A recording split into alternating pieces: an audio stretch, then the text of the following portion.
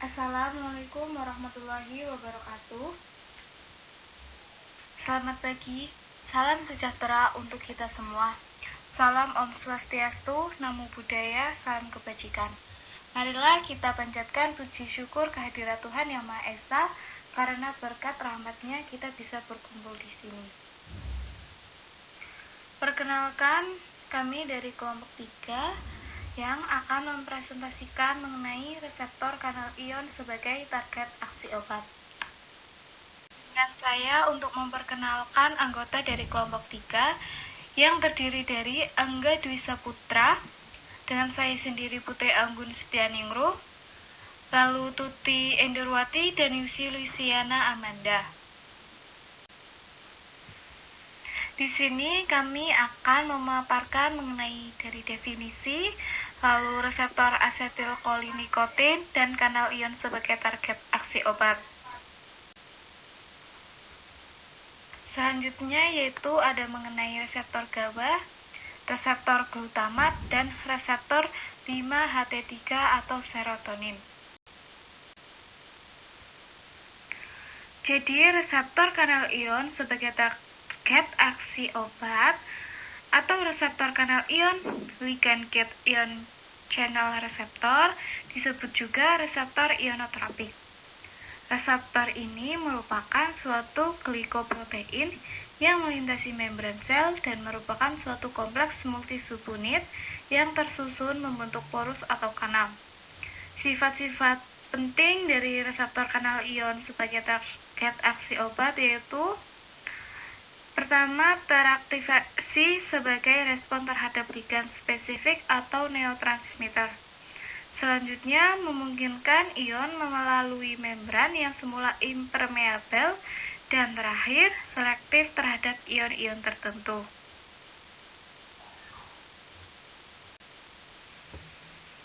Selanjutnya yaitu mengenai reseptor asetilkolinikotinik. Asetilkolin merupakan molekul yang pertama kali diidentifikasi sebagai neurotransmitter pada awal abad ke-20 oleh Dale Loewy-Verburg.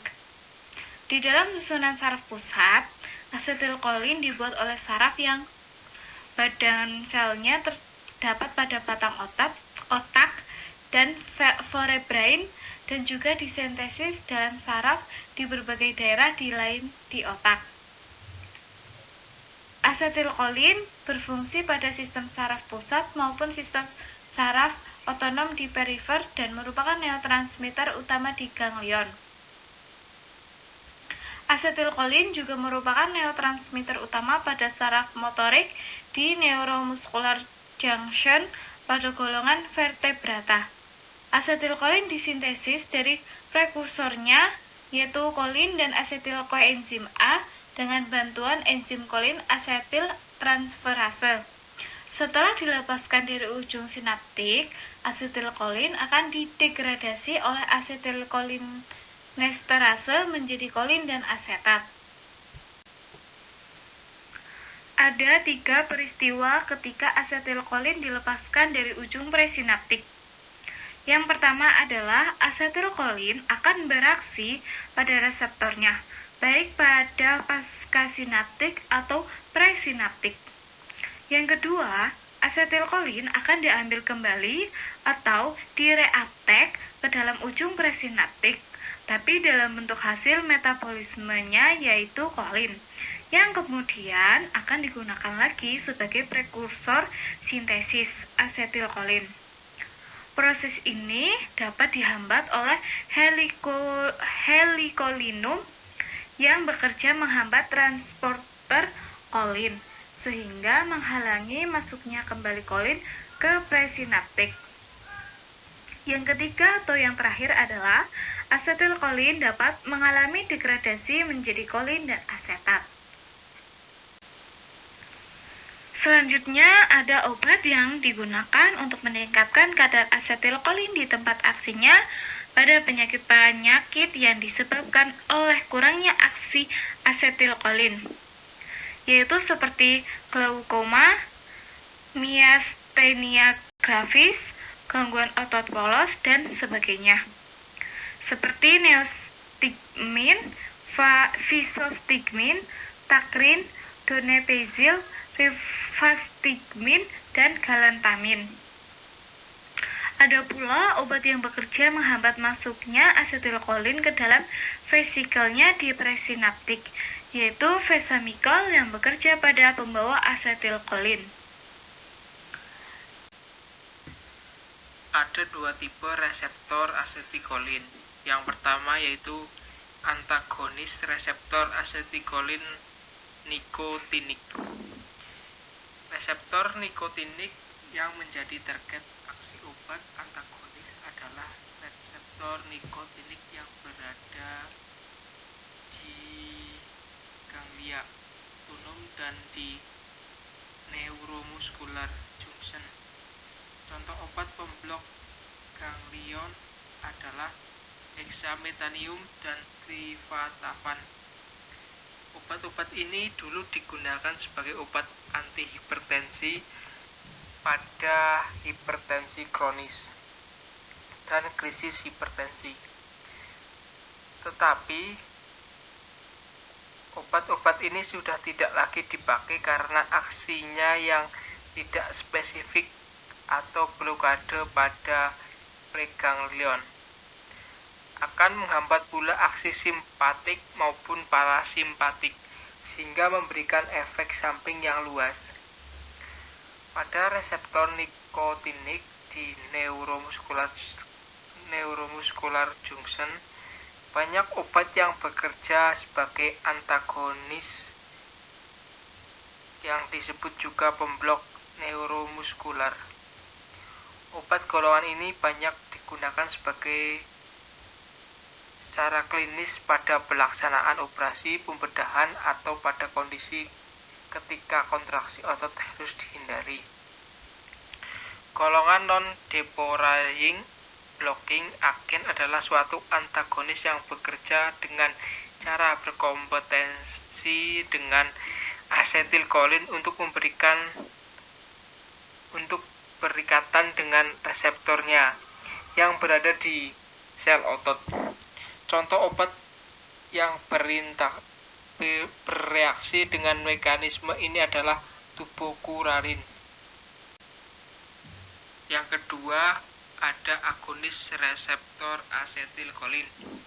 Reseptor asetilkolin nikotinik dapat diaktifisasi oleh beberapa obat atau senyawa, antara lain nikotin dan lopilin.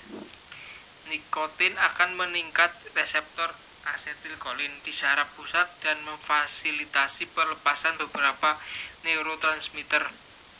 Efek-efek yang dihasilkan oleh nikotin antara lain peningkatan kewaspadaan, euforia ringan, mual, dan lain-lain. Telah dikembangkan obat lain pengganti nikotin untuk membantu mengatasi gejala putus zat bagi seorang yang akan berhenti merokok. Obat ini adalah varenicline atau cantik atau campik. Kanal ion sebagai target aksi obat. Kanal ion memainkan peranan penting dalam banyak tipe sel. Beberapa penyakit terjadi disebabkan karena adanya disfungsi kanal ion, antara lain penyakit aritmia jantung, diabetes, hipertensi, angina pectoris, dan epilepsi. Kanal ion merupakan kompleks protein yang terdapat pada membran sel yang tersusun membentuk porus atau lubang dan berfungsi memfasilitasi difusi ion. Menyeberangi suatu membran sel, adanya kanal ion akan memberikan jalan bagi senyawa hidrofilik dan senyawa bermuatan untuk menyeberangi membran sel. Komponen molekuler kanal teridentifikasi pertama kali dengan metode cloning molekuler. Kanal ion tersusun dari beberapa subunit, disusun oleh subunit utama atau subunit A yang menentukan infrastruktur kanal. Selain itu, beberapa kanal seperti kanal C, Na, dan Ca2 mengandung protein pelengkap yang dapat memodifikasi sifat kanal. Selanjutnya ada fungsi kanal ion. Kanal ion terdapat pada hampir setiap sel. Kanal ion berfungsi untuk transport ion, pengaturan potensial listrik melintasi membran sel, serta signaling sel. Kanal ion berperan penting dalam proses normal tubuh beberapa penyakit terkait dengan disfungsi kanal ion. Misalnya aritmia jantung, diabetes, epilepsi, hipertensi, cystic fibrosis.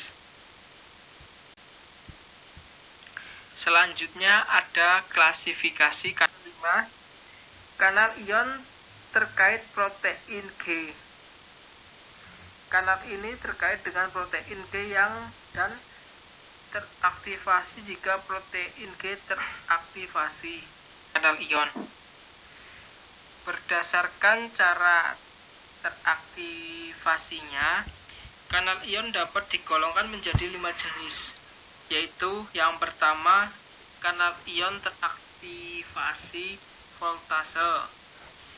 Kanal ion ini berespon terhadap adanya perubahan potensial transmembran.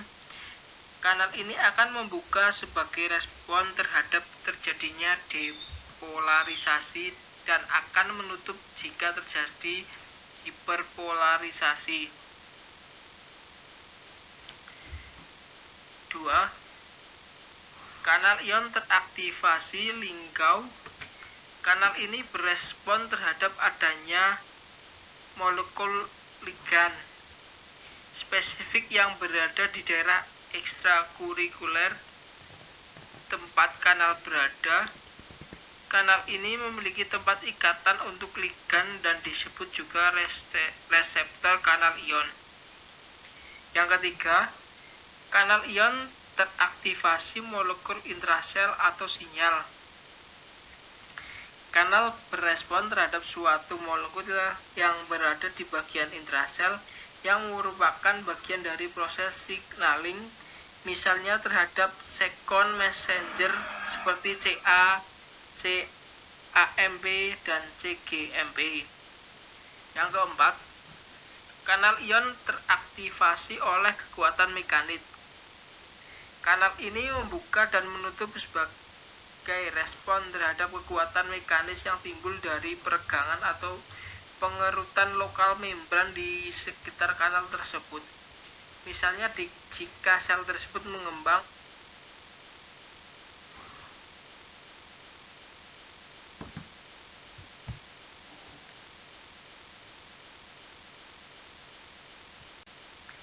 mekanisme kerja.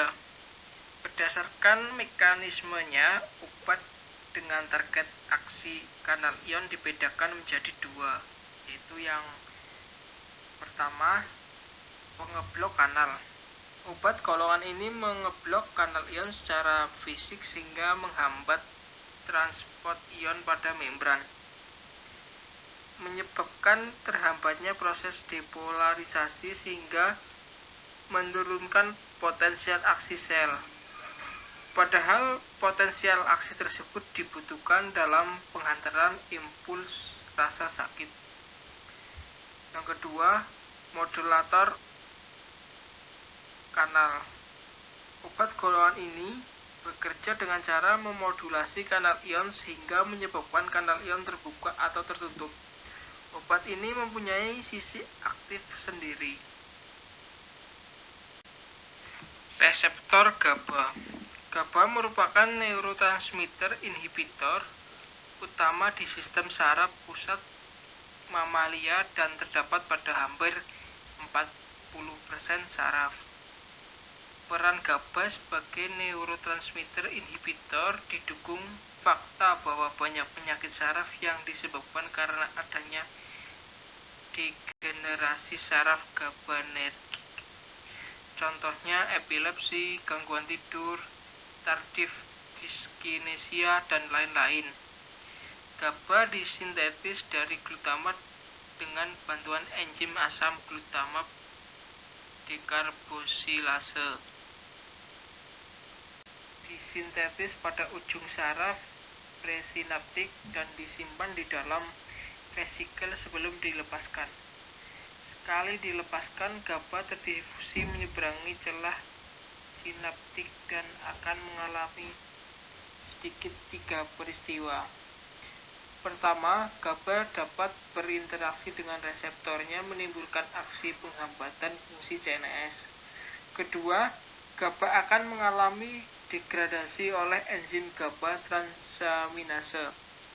Ketiga, GABA akan diambil kembali atau reuptake ke dalam ujung presinaptik atau ke dalam sel glial dalam bentuk GABA dengan bantuan transporter GABA. Beberapa obat anti-epilepsi bekerja dengan meningkatkan pelepasan GABA, misalnya gabapentin menghambat kerja transporter GABA, yaitu tiagabin, atau menghambat kerja GABA transaminase, yaitu vagabatrin. Sedangkan pada pasca sinaptik, GABA bekerja pada reseptornya, yaitu reseptor GABA.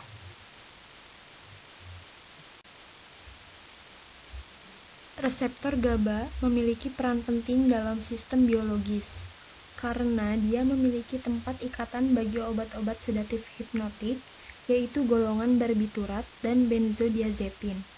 Obat-obat golongan benzodiazepin seperti diazepam, chlordiazepoksid, lorazepam, dan alprazolam bekerja dengan meningkatkan afinitas reseptor terhadap GABA pada tempat ikatannya, sehingga meningkatkan frekuensi pembukaan kanal ion Cl. Selain itu, reseptor GABA juga memiliki tempat ikatan dengan sejumlah besar obat golongan sedatif hipnotik dan anestetika, seperti barbiturat, etanol, dan anestetik volatil. Obat-obat ini bekerja dengan mengikat reseptor GABA pada binding site-nya, yang berlokasi dekat dengan kanal ion. Ikatan barbiturat pada sisi allosteriknya akan menstabilisasi konformasi reseptor GABA dalam membentuk kanal yang terbuka, sehingga memperpanjang durasi pembukaan kanal yang pada gilirannya memaksimalkan kesempatan bagi Cl mengalir. Reseptor glutamat.